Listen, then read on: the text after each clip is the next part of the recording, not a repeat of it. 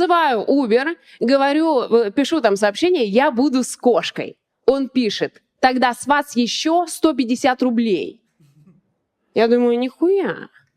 Пишу в поддержку, значит, говорю, с меня просят еще 150 рублей. Они говорят, вы ничего дополнительно не должны, у нас фиксированный тариф, все, езжайте спокойно. Я беру кошку, сажусь в такси, думаю, тебе пиздец. Но он первый нападает, он мне говорит, ну что, давайте, платите 150 рублей. Я говорю, Uber сказал, что ничего платить не надо. Он говорит, я Яндекс.